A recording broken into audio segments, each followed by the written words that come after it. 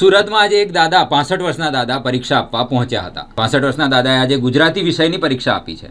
સુરતના યોગી ચોક વિસ્તારમાં સરસ્વતી વિદ્યાસંકુલ શાળામાં એક પ્રેરણાદાયક કિસ્સો બન્યો છે। 65 વર્ષના એક દાદાએ ગુજરાતી વિષયની પરીક્ષા આપી અનોખું ઉદાહરણ પૂરું પાડ્યું છે। સામાન્ય રીતે આ ઉંમરમાં લોકો આરામદાયક જીવન જીવવાનું પસંદ કરતા હોય છે, પરંતુ આ દાદાએ સાબિત કરી બતાવ્યું કે શિક્ષણ માટે કોઈ ઉંમરનો બાદ હોતો નથી।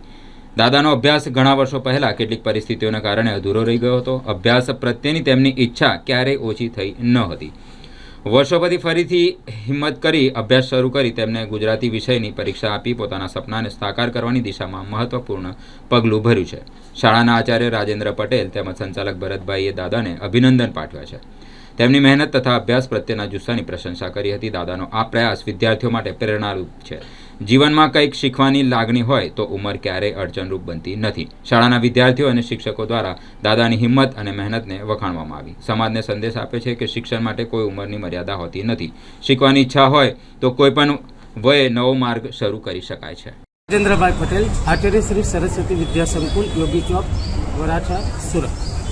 મારે શાળાની અંદર ધોરણ 10ની અંદર આજે બોર્ડનું સેન્ટર છે અને દરેક વિદ્યાર્થીઓને ગુલદસ્તા અને કંકુ તિલકથી સ્વાગત કરવામાં આવ્યું છે।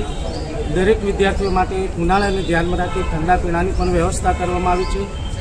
દરેક બાળકો શાંતિપૂર્ણ માહોલમાં પરીક્ષા આપી રહ્યા છે અને બાળકોને શાળાની અંદર હૂંફ મળી રહે એ રીતના વાતાવરણ પણ છે અને કોઈ પણ પ્રકારની ગેરરીતિ આ શાળાની અંદર થતી નથી અને સરસ રીતે વિદ્યાર્થીઓ પરીક્ષા આપે છે। જે આપણે મોટી ઉંમરના વ્યક્તિઓ જે વિદ્યાર્થી શાળાની અંદર મોટી ઉંમરના વ્યક્તિઓ પણ પરીક્ષા આપી રહ્યા એક શિક્ષણની પ્રેરણાદાયક ઘટના છે કે શિક્ષણની કોઈ ઉંમર નથી, કોઈ પણ ઉંમરે પણ પરીક્ષા આપી શકાય છે।